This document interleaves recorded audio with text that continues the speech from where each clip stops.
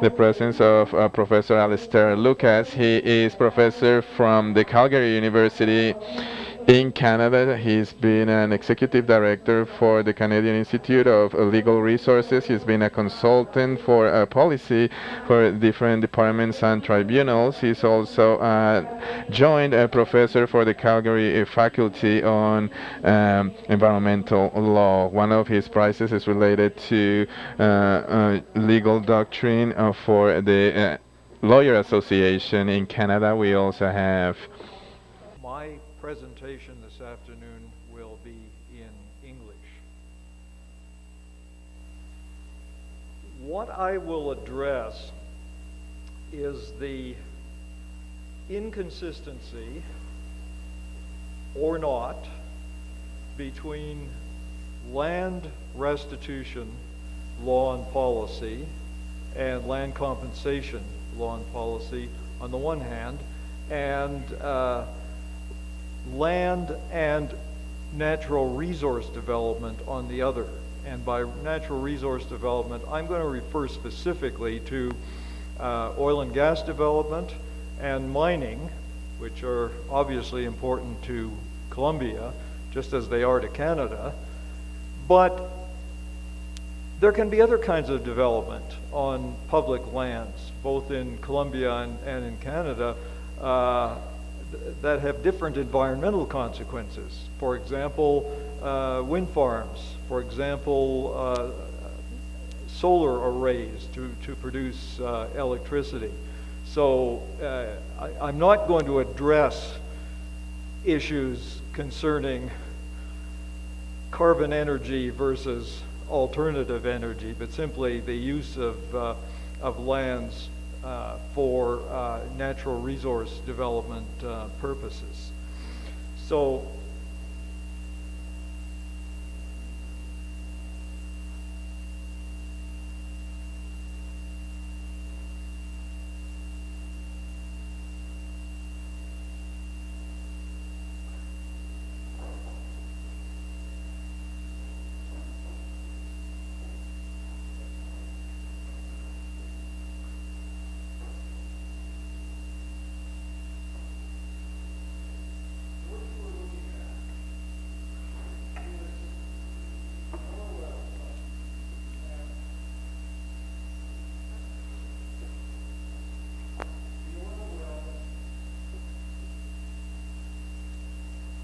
the oil well is located in the province of Manitoba, which is in central Canada. And it's not the most important of the oil-producing provinces of Canada, but oil and gas in Canada is produced primarily across the western provinces, Manitoba, Saskatchewan, Alberta, that's my province, and then British Columbia on the west coast of Canada. So that's what it looks like. And the minerals here, the oil and gas, are owned by the government. The surface of this land is owned by a private owner, okay? And the provinces of Canada have developed policies and legislation to compensate the surface owners where you have this kind of scenario where the public oil and gas resources are being developed, right? So there'll be a lease agreement between the oil and gas company concerned and the government, but the surface is owned by a private person who is likely trying to farm that land. And you can see what the effect is, right? You can see the gas being flared here, which is not only poor environmental practice, it's against the laws of Manitoba. It's against the environmental laws of Manitoba. There's an infraction going on here right now. But if you removed that, if you cleaned up the flaring, and if you look at the pumps at the well site, you'll see that they really don't take up that much of the land, only a small area, and then there will be an access road connecting those, so that the farmer can continue to farm the land. But nevertheless, because of this facility on the land, the availability of the entire land for farming operations is limited, right? So there's a cost to the farmer There is a detriment. So that's one scenario.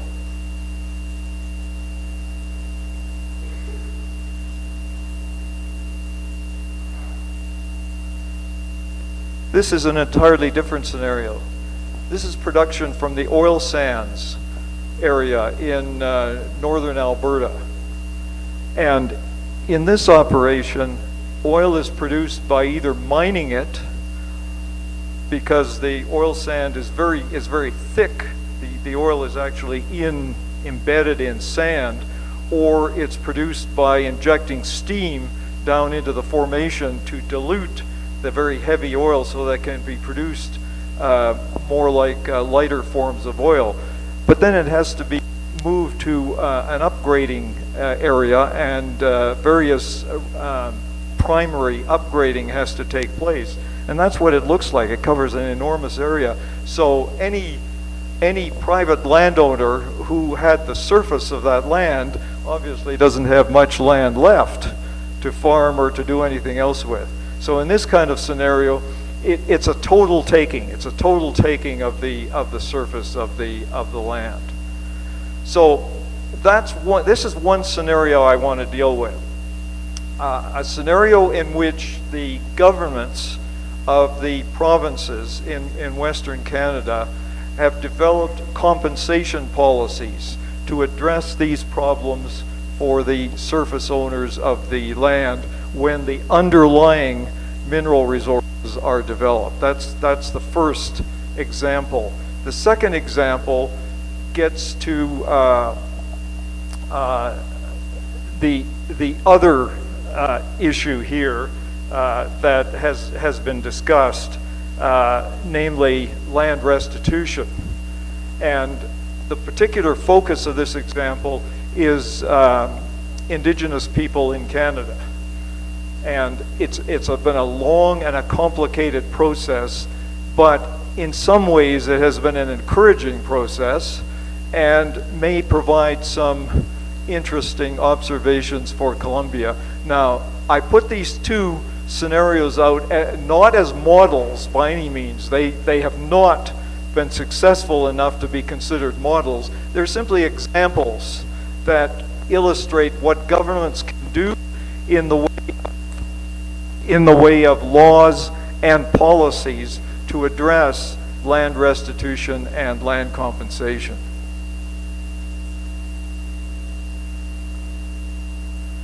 So in the first scenario, the two slides that you saw, okay, the well site and the oil sands operation, under the underlying law of Canada, which is the English common law, the owner of the mineral rights, as part of those mineral rights, has the legal right to use the surface of the land to the extent reasonably necessary to exploit those minerals.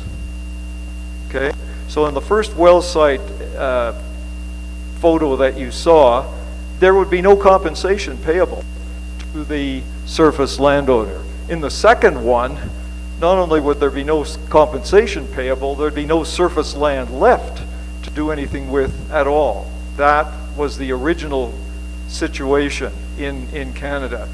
But early in the development of the Canadian oil and gas industries, the provinces realized that this was totally unfair, and something had to be done to compensate the surface owners and occupiers, to give them a share of the oil and gas resource benefits that were being created.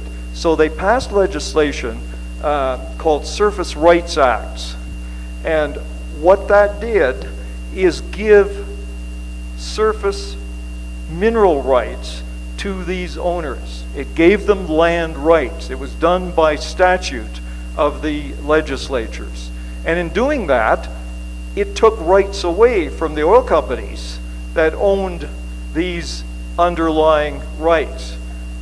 And the oil companies agreed that that was the right thing to do. And you might ask, what planet were they living on?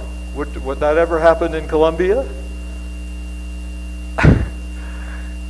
reason this happened is that it was early in the development of the industry, in particularly Alberta and Saskatchewan. And this goes back to the late 1960s and 1970s. And the government negotiated with the companies. And they discussed, among other things, the regulatory system, the environmental regulations that would be applied, and the royalties that would be paid for these resources. And they came up with a deal with the companies that they wouldn't complain about these surface rights being taken from them, given the arrangement that was agreed to, okay? So you're thinking, could this happen now rather than at that time in history? And the answer is very likely that it wouldn't, because those mineral rights are worth a whole lot more now than they were in the 1960s and early 1970s. And what would very likely happen is that the companies would immediately claim for compensation.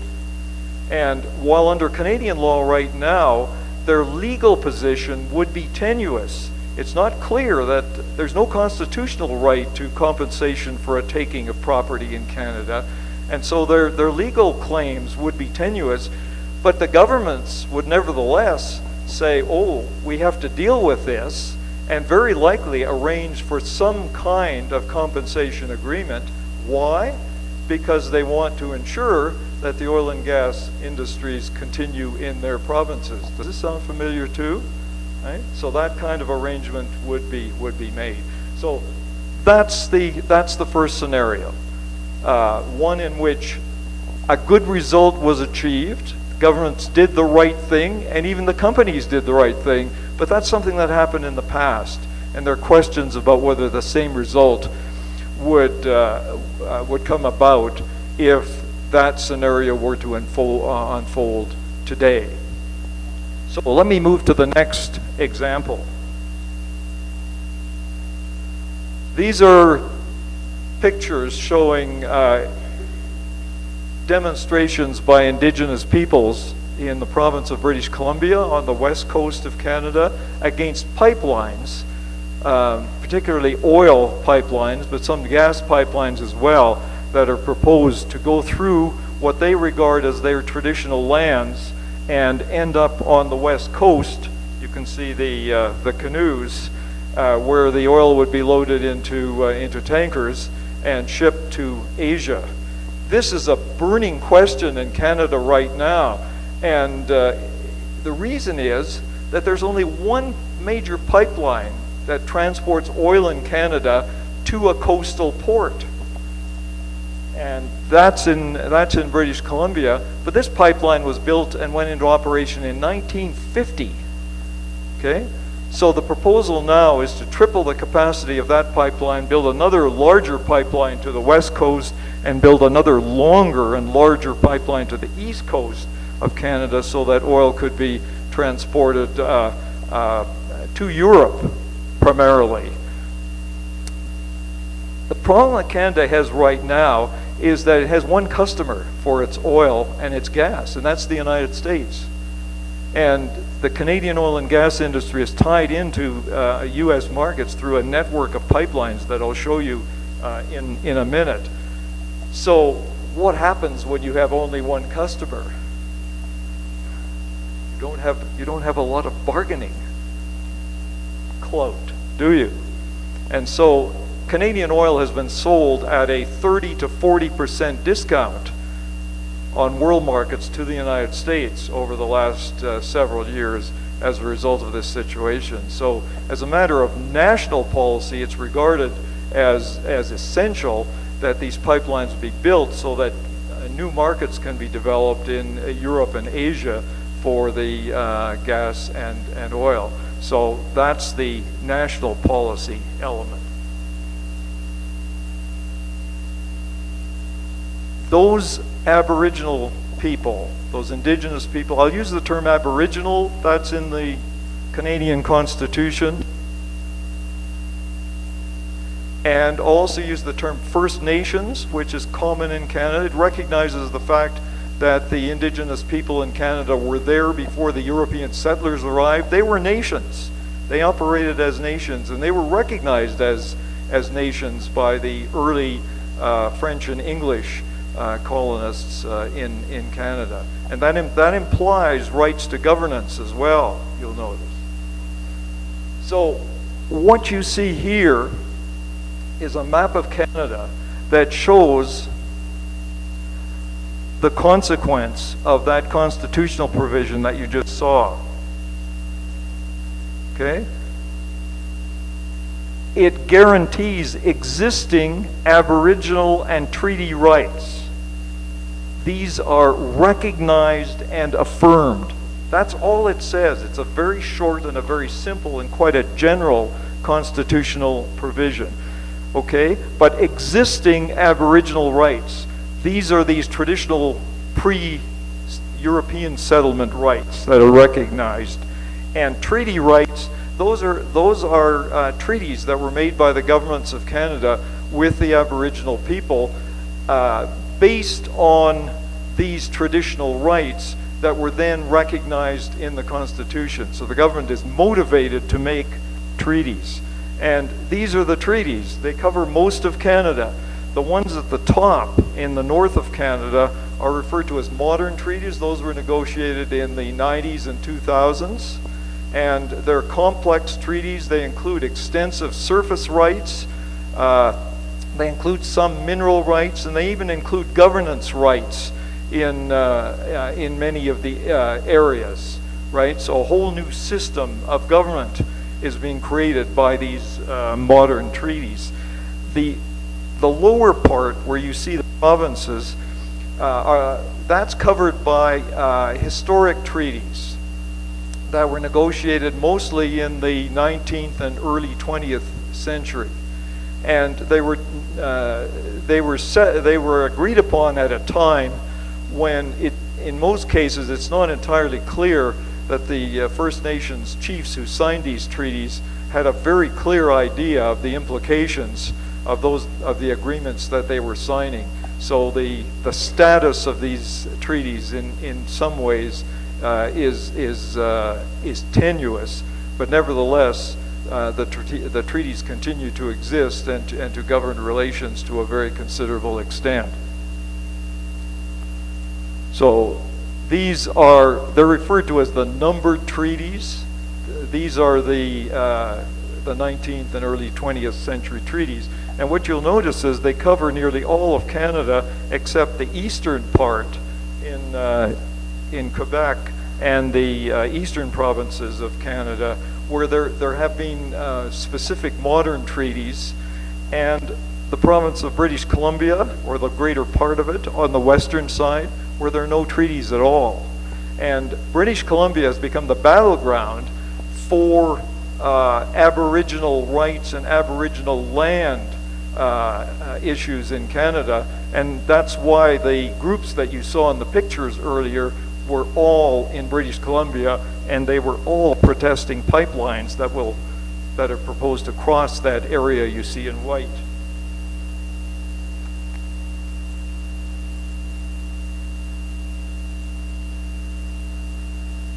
So, what are traditional Aboriginal rights in Canada under the Canadian Constitution?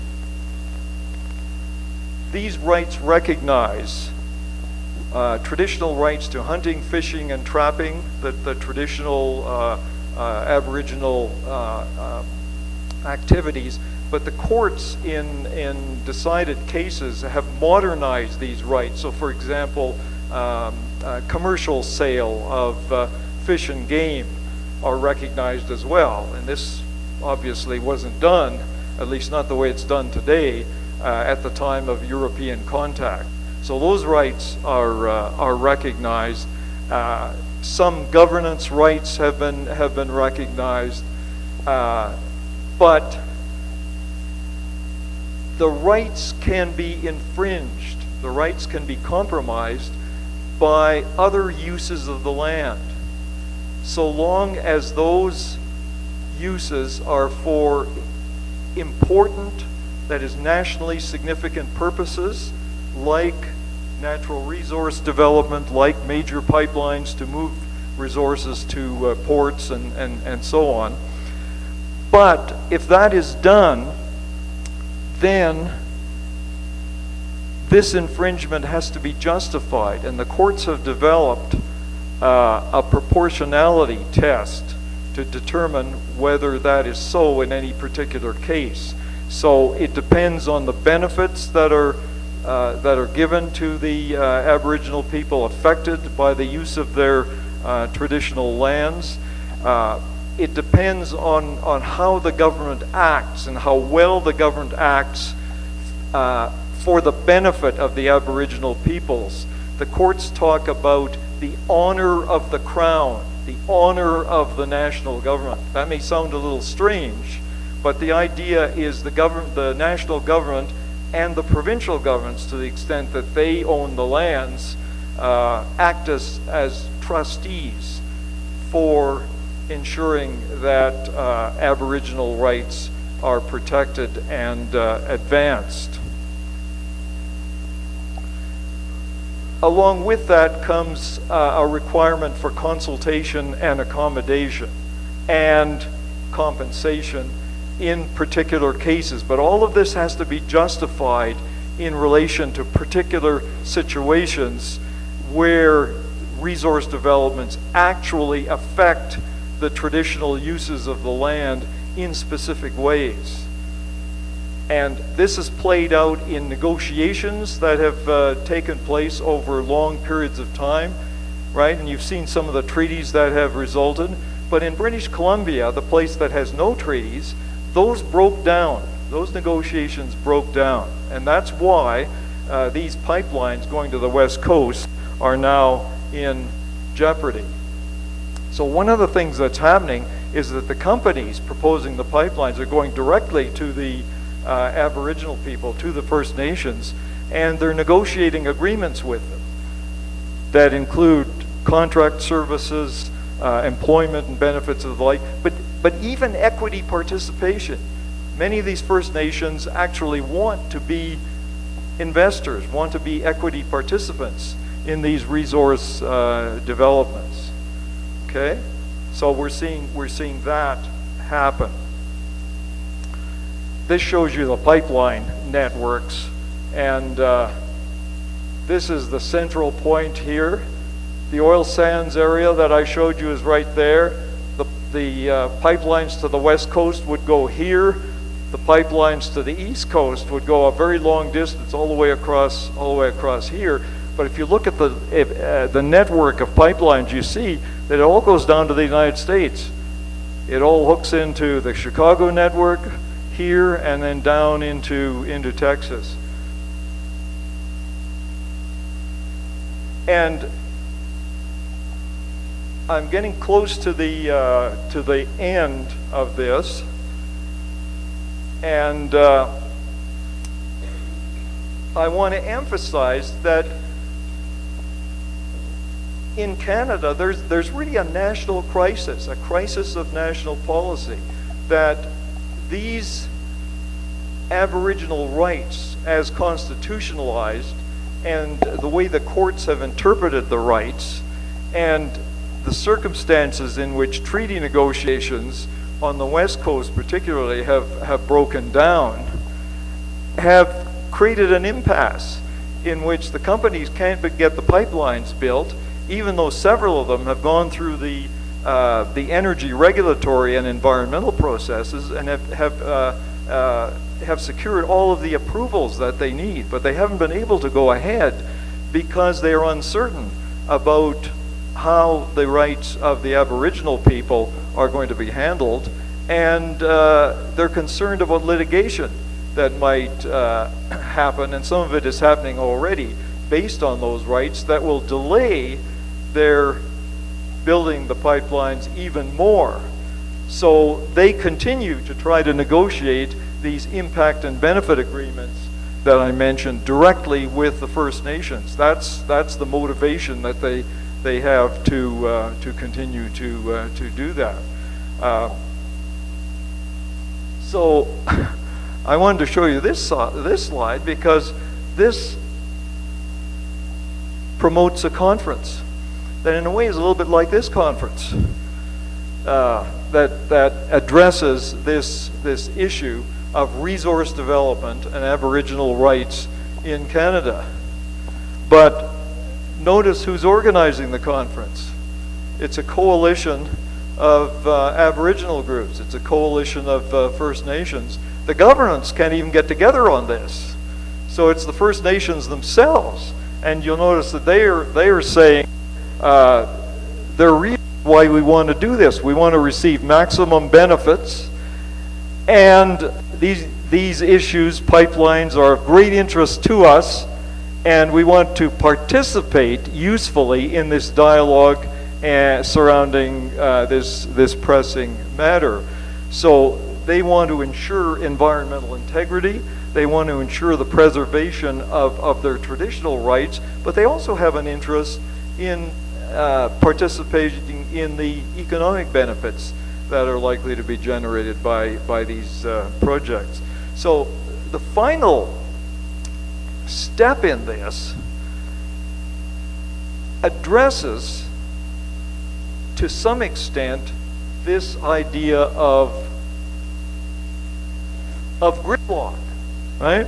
Where pipelines can't be built because you've got national government uncertain about its policies, and you've got Indigenous people who are concerned about their rights, but not completely together, right? Some of them want economic benefits. Some of the other groups simply don't want the pipelines built at all because they're concerned about their traditional activities or about adverse environmental effects. So it's a deadlock. It's gridlock. So